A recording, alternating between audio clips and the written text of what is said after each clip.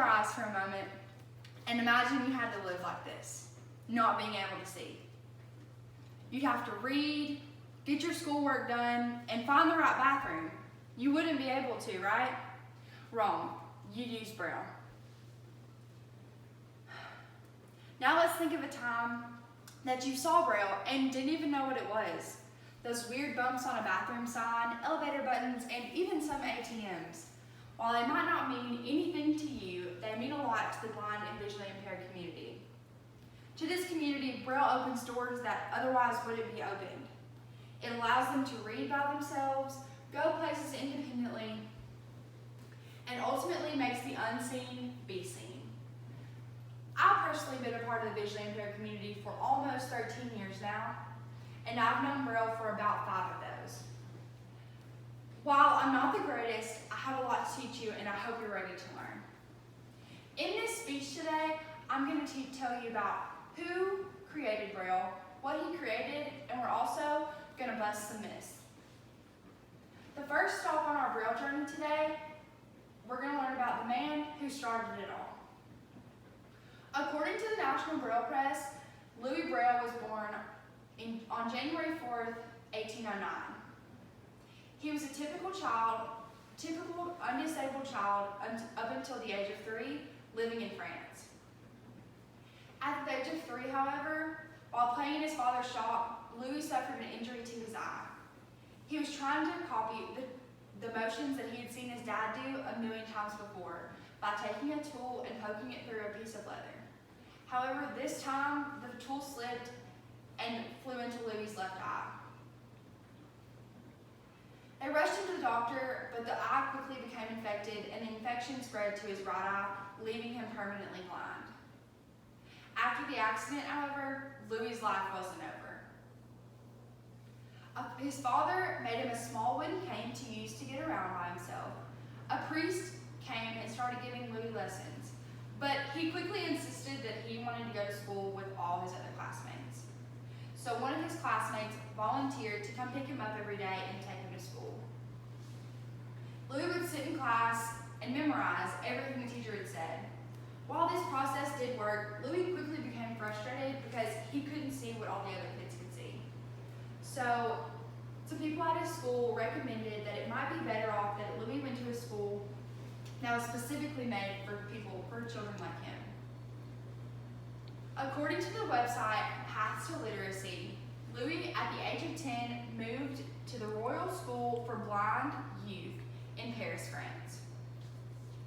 At this school, they taught him to read with a system of raised letters. This would have looked like opening your favorite novel and all the letters being raised off the page, and then you had to remember what each letter looked like in the alphabet. Louis knew that there had to be a system that would be more efficient than this. He was inspired, evidence shows that he was inspired to create Braille by Charles Barbier, a retired military officer. He created a system of raised dots that helped the soldiers communicate with each other without using light to not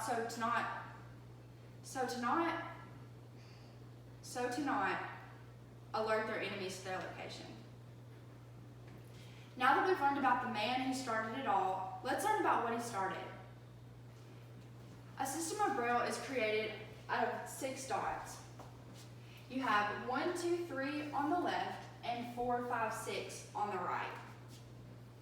Now, each dot itself represents a letter or a symbol.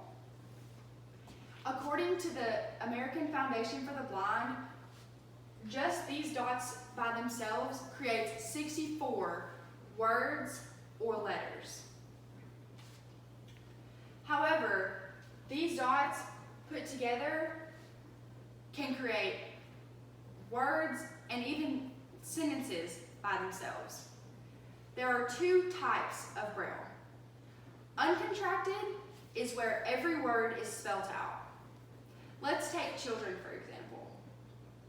In uncontracted Braille, you would type out CHILDREN. That's 8 symbols, which takes up quite a bit of space if you think about it. Now the second type is uncontracted and is honestly the easiest and quickest to write and read. Because now that 8-letter word of children can be broken down into 2 symbols by using a .1 and a .6, which represents a CH sign. The CH sign by itself just stands for child. But then when you add the symbol into it, you've taken an 8-letter word and made it 2 symbols in Braille.